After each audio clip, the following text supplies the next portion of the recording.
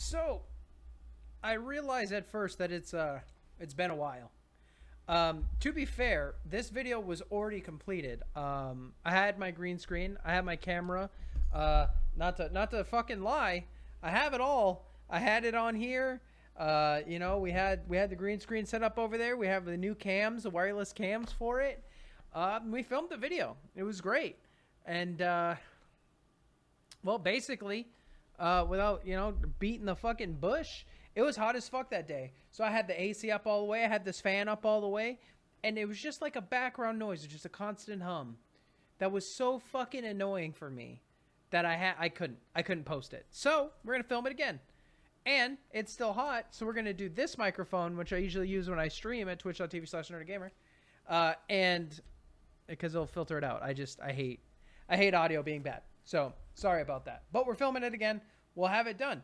To everyone who commented, by the way, holy shit, it means so much to me. Like, it means so much that even one person in the world gives a fuck about what I have to say, and it truly means a lot. And I've been reading them, and we'll film more videos, thriller video, Justice League, all that stuff, as well as some other ideas, and we'll talk about storytelling and stuff.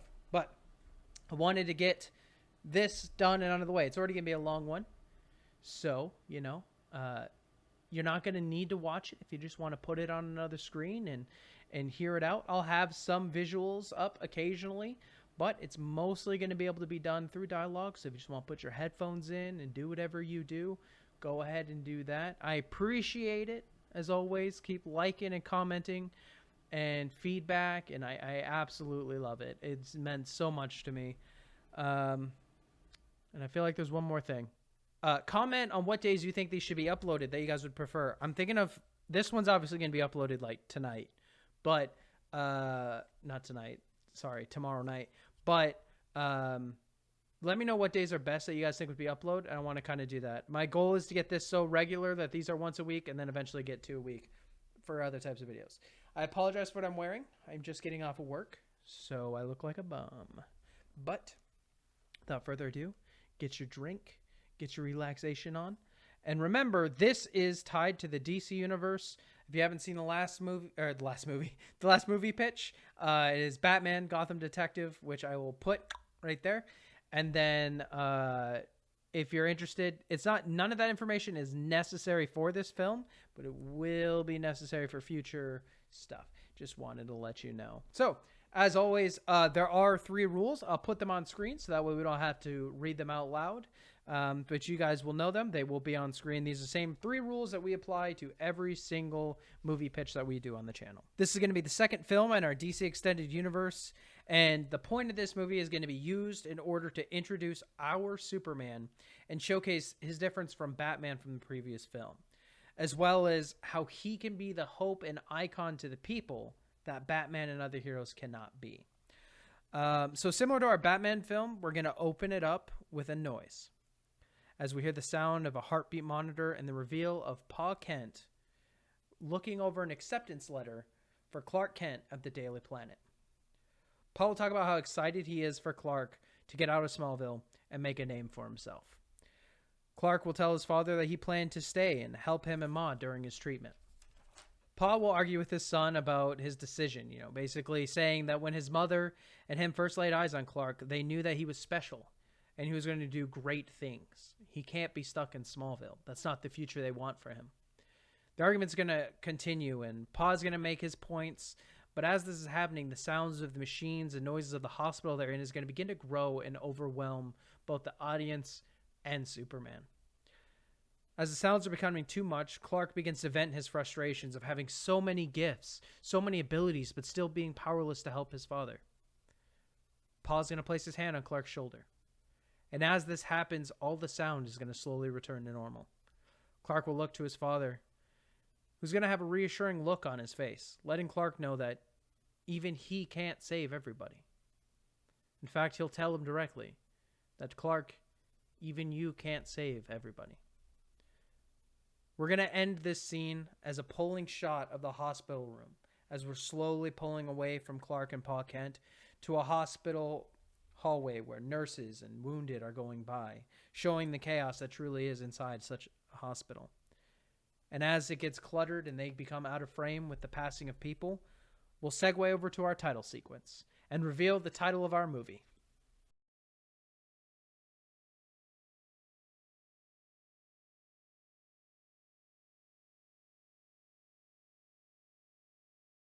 As we return from that title sequence, we arrive at a press conference where Lex Luthor stands in front of a graphic depicting his company's plan to be able to rewrite human DNA. I'm only human, an excuse used by lesser men to explain their failures. Here at LexCorp, we are redefining what it means to be human. Imagine a world where disease was a thing of the past, where the last memories of your loved ones is one of time spent, not them hooked to machines in a hospital bed. Where a grandparent can run with their grandkids instead of living their life in pain. With the help of the people of Metropolis, we are marching ever closer to the man of tomorrow. After a brief silence, the crowd's going to erupt with questions and camera flashes. A rapid fire of questions will occur, asking for his comment on rumors that he exploits the homeless and desperate. He assures all of them that they're mostly volunteers and of sound mind and aware. They even have the signed documents to prove it. Eventually, Lois Lane is called upon, where she asks Lex who determines what is ideal in this man of tomorrow. That this is just a gateway to eugenics or artificial breeding and what whoever is in power believes to be ideal. Lex will kind of shove off the question.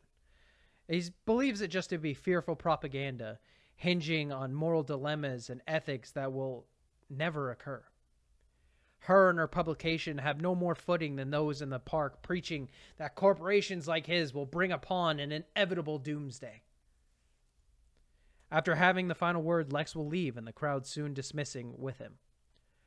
Only standing there as everyone leaves remains Jimmy Olsen, who is holding the camera, and Lois, as Clark arrives with his camera in hand, looking over some pictures he's taken during the event. Clark, holding his camera, will arrive saying that the presentation was pretty impressive. Lois is obviously going to showcase slight annoyance before deciding it's time for them to get some lunch. The three of them will talk over lunch at a local diner, Clark wondering why she's so against what Lex Luthor is trying to accomplish. So we can actually have some dialogue between the three of them and the way they view things. Clark with his hopeful optimism. You know, obviously Lois is going to be more of trained to ask questions, and the fact that she digs up dirt, she's naturally going to expect the worst of people because she's seen the worst of what people try and hide. We need to make sure we don't depict her as just some like evil bitch. It needs to be justified, right? She's basically, her main stance is going to be telling Clark as well as the audience the difference and dangers of hope versus false hope. And that's going to be a theme of not only our Superman, but the theme of this movie. Lex provides false hope. This idea that he can give you this future, this perfection by tugging at everything you believe that he can truly give you. In the public eye, he is just an evangelist doing whatever he can to save humanity. And then we'll slowly show that Superman is that genuine hope for Metropolis. And so you're going to have that both philosophical battle between false hope and real hope, and it's going to be showcased between Lex and Superman. As this conversation is going on, the waitress who dropped off their food is going to go to the back after receiving a text. When she's back there, she's going to start to be harassed by a man in the back of the store. Clark, able to hear it, excuses himself to go to the bathroom. As he walks into the stall, he quickly changes into his Superman outfit, kind of depicting how he would normally change as an homage to the phone booths. And then he'll fly out of the store without anyone noticing. You find out that this is a male character that either has some sort of relation, either ex-boyfriend or current boyfriend, to her. And he appears to have some sort of anger issues, and he seems to be a little frustrated at the moment. Superman is going to tap on his shoulder rather politely as he turns, revealing for the first time our Superman outfit. Superman is going to politely tell the man to leave the woman alone and head home. Not in like a mean way, just a polite, friendly way. Superman is polite. He is nice. He is calm. And that's how he should be reflected. The man will tell him to make it, but Superman's going to respond that he doesn't want to make anyone do anything. He just understands that the emotions are high right now, and it'd be best to walk away and clear his head. Of course, the man will attack Superman, and as he does, he will dislocate his wrist. Superman apologizing that he meant to take the punch a little bit better than that, but he uses his X-ray vision to see the damage before popping it back in place. The woman thanks Superman and mentions that the dude used to be a good man, and he's been having a rough time lately, and his life seems to be spiraling out of control. Superman responds in a concerning tone, saying that he understands that he doesn't believe anyone is truly out to hurt someone else. It's just sometimes they're left without options. He flies away straight into the air as Lois and Jimmy are wondering what's taking Clark so long. As they ask that, he begins to sit down at the table. The next scene we're going to cut to is the villain of this film, Albert Michaels. No relation to Zai Michaels, the main character in an awesome manga known as Myth. Albert is seen signing into a LexCorp facility. As we see the homeless and desperate, as the reporter spoke of at the conference. While on the surgical table, he is named, and we explain who he is, and the fact that he has brain seizures, and the pain that he is constantly living in. The doctors assure him that they will make him better than he has ever been. They'll begin their surgery, but will make sure the audience sees a specific chip that's visible to the viewers before it's eventually planted in his head at the end. After the surgery is successful, the doctors will explain that the chip and implants are proprietary LexCorp technology, and he has to check in and update them on his process, or he'll void the contract and they will reclaim all the product. Clark and the others arrive the next day to work, with Lois researching more info about LexCorp. A few Easter eggs of supposed projects and doctors hired would probably be implemented here. Clark, wanting to believe the best in Lex, is going to defend him, saying that he can't control all of his employees. As that happens, Lois can make a joke here, a headline joke, saying, "Breaking news, small-town farm boy defends billionaire," as she is making a joke that next he's going to be chumming it up with the likes of Oliver Queen. As they're joking around, Clark begins to hear very far away sirens and people scared. Superman shows up and reveals that this man who is losing control is the same man from the diner. He's not in control of his actions. His energy is beginning to unleash from him and destroy the areas around him. His anger is irrational and more severe. Superman is going to try to talk him down, meanwhile saving those who are caught in the crossfire. It's going to showcase eventually through this fight that he can take damage and actually be harmed. It's not lethal, but it's enough to hurt Superman. Eventually, Superman will fight him using his X-ray vision to find out the cause, seeing an implant in the back of his head. Towards the end, Superman eventually restrains the man, making sure not to kill him and keeps him away from most of the crowd. As he has him restrained and begins to talk to him, the chip fries out, killing the man. Superman will extract the chip in the back of his head, seeing that it is LexCorp tech. Angry, he's going to fly in the air, hovering, listening with his eyes closed. As this happens, we'll hear voices flood into his ears, all around the world, as they slowly begin to be isolated out. First younger voices, then older voices, then the females, and then one single man, Lex Luthor. Superman will fly immediately to that location, confronting Lex with the chip and accusing him of what he has done.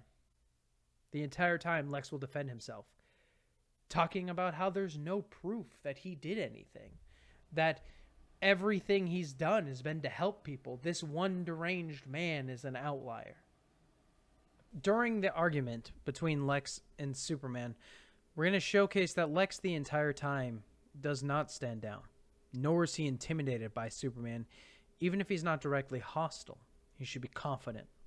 He'll eventually turn the conversation, calling into question what good Superman really does, suggesting if he really wanted to help, he would allow people to study his DNA.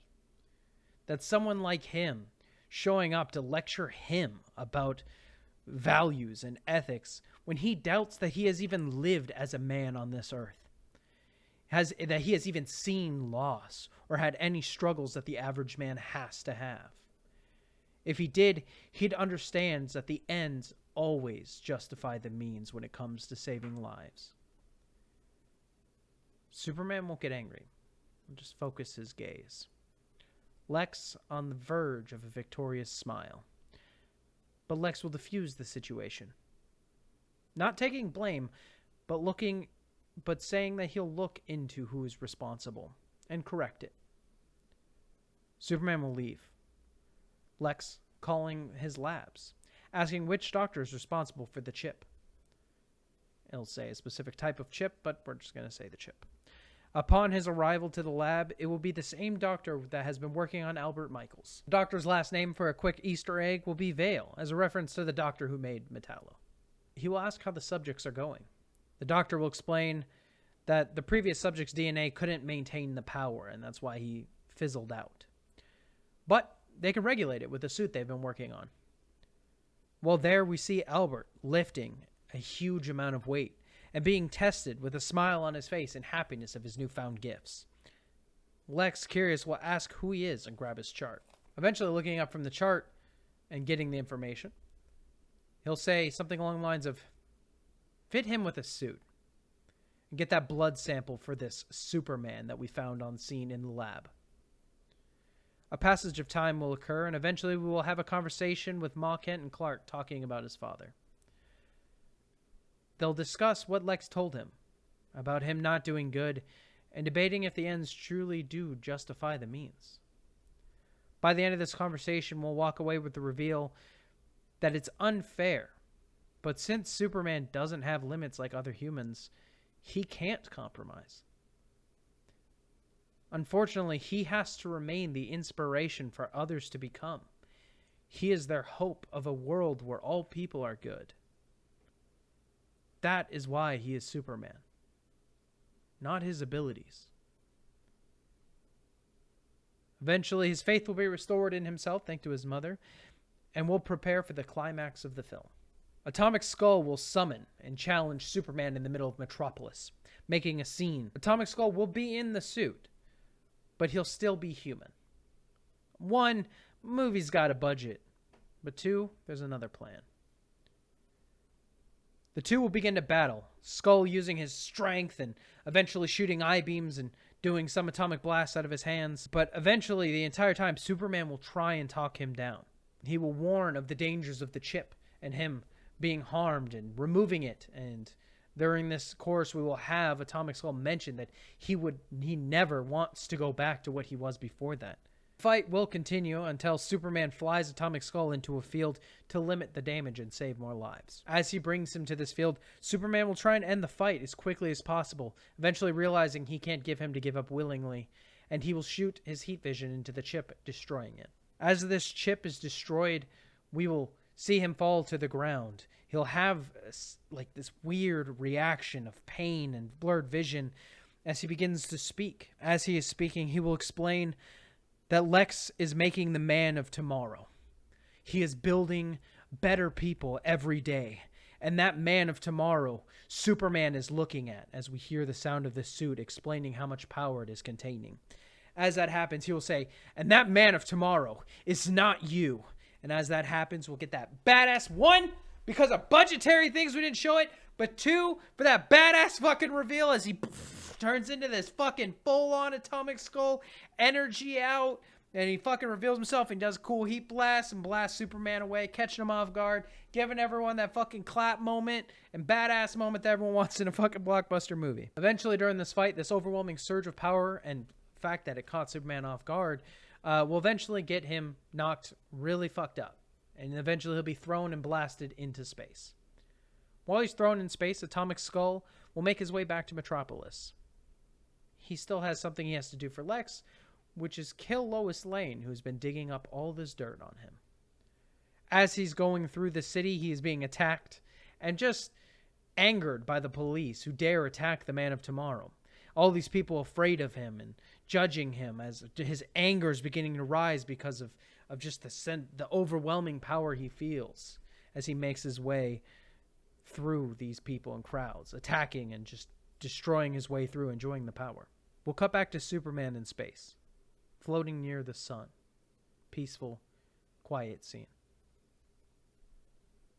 No sound. No sound of people screaming. Silence. Eventually, we will cut back to the scene we saw at the beginning of the film, with Superman and his father, picking right back up from the last line delivered. Not even you can save everyone, Clark. But that's what makes you different, son. And why I look at you with such pride in my eyes. You'll always try.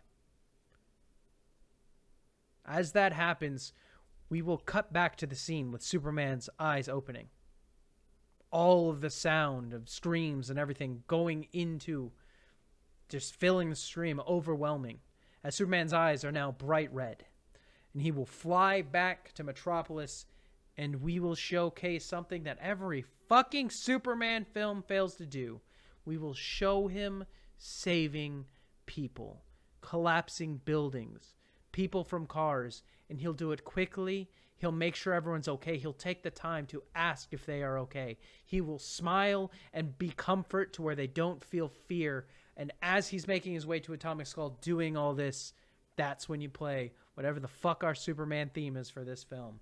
And eventually, before Atomic Skull enters the Daily Planet, without even getting him in danger, as he's about to approach the door, Superman takes him and flies him back out as they are battling over and over.